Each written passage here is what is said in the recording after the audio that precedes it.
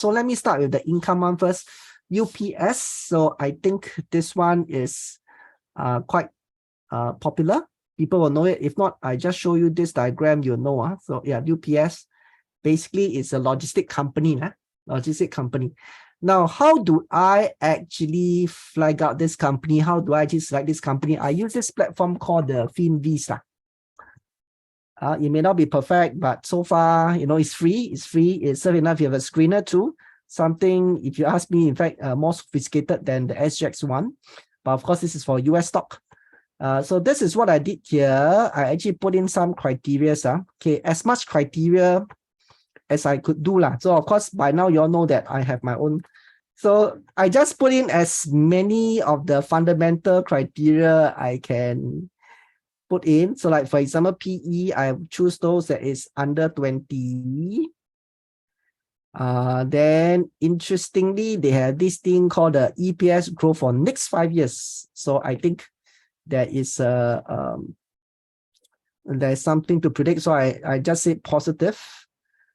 Then I have like current return on equity. I like it to be over 15%. Current ratio, I want it to be over 1. Okay, debt to equity. Okay. My criteria is less than 2, but they don't have a choice. So I put under 1. And net profit margin over 5%. Okay, so basically whatever criteria that allows me to put. So my standard 6 tests, so I can put in 1, 2, 3. Then ROE and the PE. So with that, they help me filter out whatever stocks that actually hit my criteria. Then I sort by market cap. So hopefully by now all know what's market cap. Just tell the size of the company. The larger it is, of course, the bigger the size of the company. And yes, I'm actually given the list that pass my criteria sorted based on market cap. So I'm actually looking for income stock now. That means stable business. Business quite stable. I should expect the income year in, year out, not much difference one. So definitely not technology company, definitely not energy company. So if I were to go down the list, then UPS is top of the list that caught my attention. So this is how I selected this stock for further analysis. Okay, so once again, what am I doing? I'm actually looking for income stocks. I actually put in a criteria and voila, this one pop up. Okay, the rest then is quite standard. What do they do? Okay, basically they deliver parcels. Okay, straightforward. They just deliver. And same thing, I look at the chairman's statement. After reading from, okay, so this is a CEO statement. Okay, so after reading from the statement, write a lot of things. Then basically what they say here is this: they are got 3 wildly important initiatives: improving customer value proposition, increasing talent development, employee engagement, leveraging our physical network with digital platform to drive efficiency and logistics as a service. So basically what it sounds to me is business as usual. They are not going to do anything different. They are just going to be a logistic player, which is nothing wrong with that. I mean, for income company, this is what I expect. Okay, so don't always think must have very sexy growth story or go into China or branch into new area. No, it could be organic growth, doing their same business but keep doing better. But of course, then that is not a growth stock. So this is a very typical income stock, which of course, that's what I'm looking for. Okay. So business-wise, I really nothing much I could say further. They just deliver parcel. And as per chairman's statement, you also don't have a very clear strategic growth story. Business as usual, which is fine. Next, I actually look at the 6 tests. So the debt equity ratio. So I want it to be less than 2, but I found to be 2.6. So of course, to which is own. Whether you can accept or not is really up to you. Okay, but I just want to highlight it actually didn't pass the 6 tests. Okay, the rest Oh, good. Okay. Then if you really want to find something perfect, sure, go ahead. But so far, I like this company. I like the income profile. Again, they have a very nice income profile. Let me just share with you. Okay. If you actually look at the revenue, can you see it's actually increasing very nicely?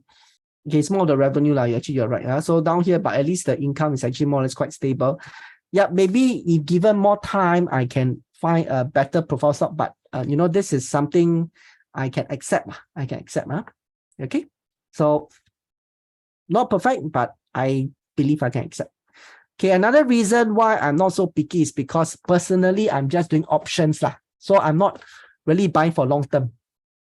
So if yes, let's say I'm keeping for long term, yeah, maybe I'll be a little bit more particular, but I am only keeping for 1 month in my case. So I am not so particular. Okay, then come to pricing analysis. Okay, I do two things, same thing. So number one here is this. I actually do a comparison of the PE, PB, and dividend yield. So this is what this is the good thing about US stocks. There is a lot more peers for you to compare with. A lot more peers for you to compare with.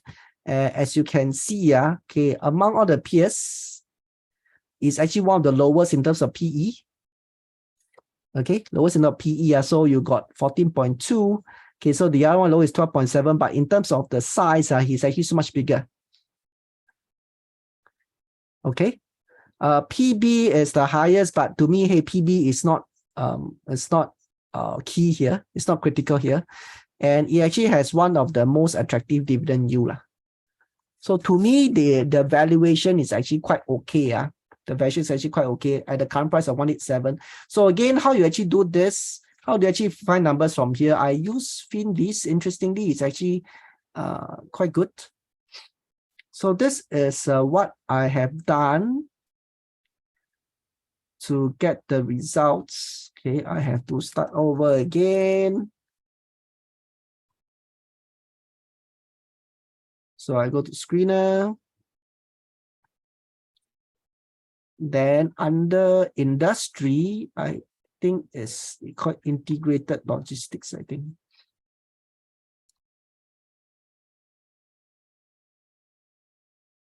Okay, integrated freight and logistics.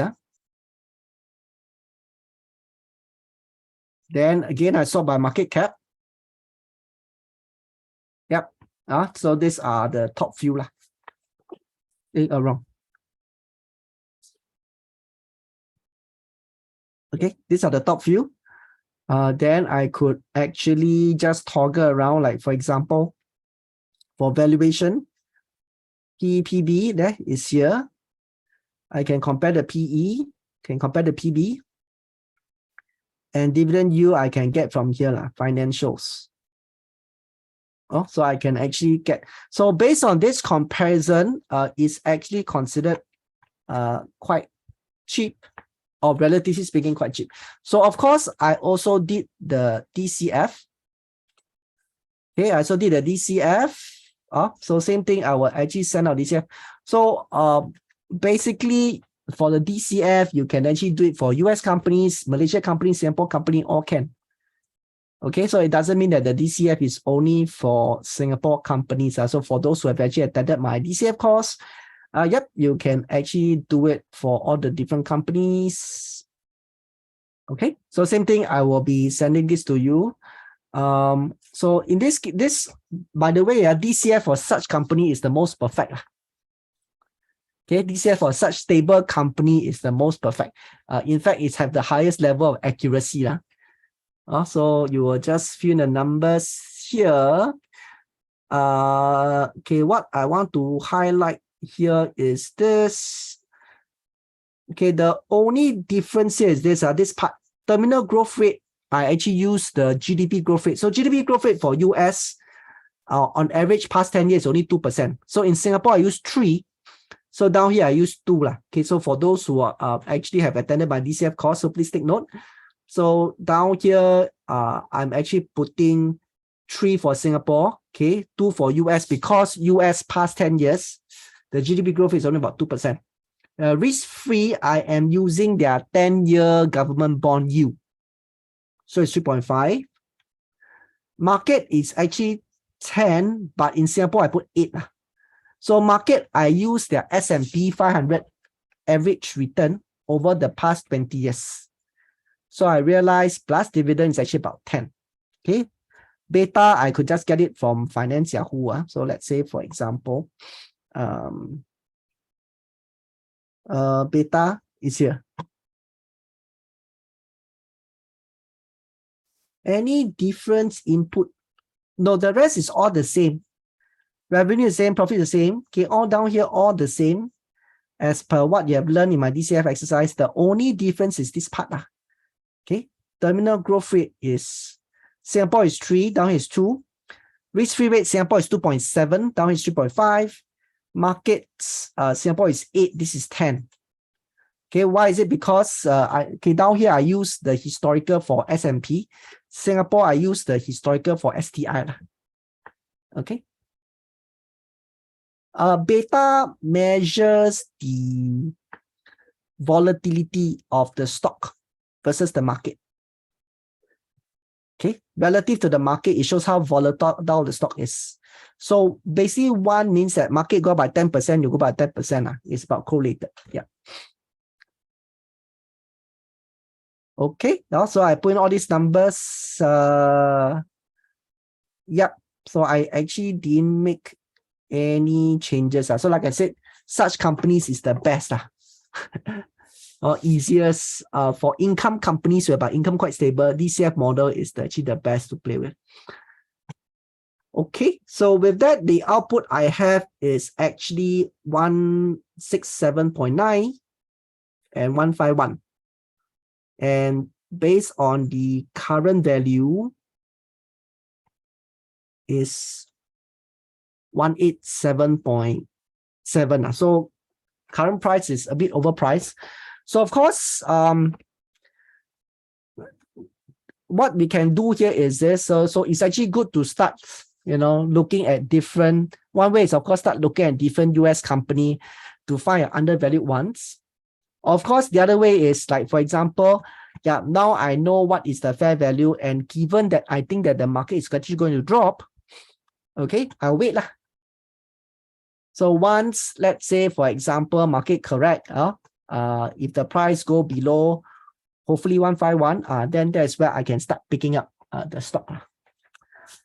Okay, so that is how I play the US.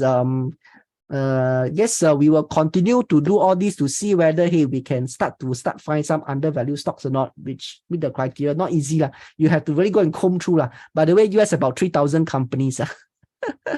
So you have to really go and comb through, have to do a lot of DCF, then can start finding.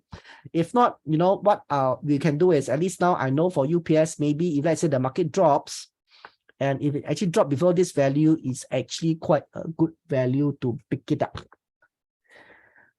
Okay, then of course, the third thing you can do here is this. This is the interesting part about the US market. You can also get into options.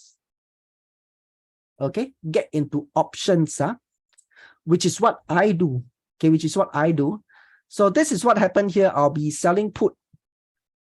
So this is how my option screen look like. I actually sell put. Actually sell put. So basically, if I sell put, this is based on today, I probably can sell about $1.25. So I'm a seller. So once I sell put, one lot is 100 share. So I'll collect $125. So basically, when I sell put, right, I am sort of selling an insurance. Insurance to the buyer. If let's say, for example, the stock remain above 160. So this is what happened here. I just sell puts strike price of 160. If the stock price, then after there's expiry date, okay, 5th of May. If by this date, the price is actually still above 160, okay, that means this insurance didn't kick in. Okay, no effect. I will keep that $125. Okay. If the price go below 160, so let's say become 154, 153, whatever, I need to buy 100 shares at $160, which I don't mind anyway, because 160, why? That means if let's say the stock price go below 160, go to 160, hey, it's actually below my fair value, which I'm actually okay to do so. So at least for me, this is my US strategy right now. I look for companies I like, companies are okay. Even overpriced, never mind. I just go and sell options. Okay. If let's say the price don't go down, I collect the option fee. That is what I do. I collect the option fee. Like in this case, I can collect option fee about 125. If the price do go down, okay, to me, I'm okay. I'm prepared to buy anyway. At 160, I think it's below fair value. I'm actually quite happy to buy it. So that is the strategy I'm applying. So of course, if options is too complicated for you, sure, fine, you can just wait. Okay, there is a chance I can drop, or at least for UPS, if you just want to just buy, I'll probably want to wait for at least to go below 160. Then I will start buying. Okay, so please take note now. Please take note. The options minimum is one lot. One lot is 100 shares. So in this case, okay, help me answer here. If let's say I'm to buy, what is the total amount of money I need to fork out to go and buy the UPS, assuming that the stock price go below 160? Anyone can help me here? Okay, thank you so much. It's 16,000. 16,000. So I must have 16,000 one side. Cannot just keep thinking, okay, the insurance won't kick in one. So no, you have to make sure the money aside. So don't be greedy. Don't think like, hey, this $100 very easy to earn. No. So once you get kicked in, you must make sure you have the money down there to actually go and buy the stock. Also, please don't do this for the sake of just getting the premium. You must actually find stocks that you don't mind owning. Okay, in this case, I like UPS. The revenue is growing. It's a very stable company. I don't mind. Okay. Just now there was one point I want to raise. Okay, there are some questions. How do you determine which stock best to use DCF? Okay, so for those whereby the income quite stable type, those are the best type of stock to do DCF, or either that the DCF value will be the more accurate. So if let's say, for example, those stock whereby the revenue go up, come down, go up, come down, the the DCF not so accurate, or either that, whereby the revenue expected to go for high growth one, the DCF not very accurate. Not say cannot do DCF, but not very accurate. The most accurate one whereby, the income very stable, those are the best type to do DCF. Okay, Eric, hope I answer your question. Selling put options required to hold the stock first. Is it? No, don't have to. Also, Peter, no options. I can just sell. You just think of it as selling insurance. You buy insurance, nothing happened, you just lose the premium, right?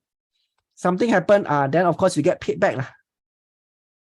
Okay, so whereas in this case, nothing happens. If the price stay above 160, I go below, I have to fork out 160 to go and buy the stock at 160,000. So it's $16,000.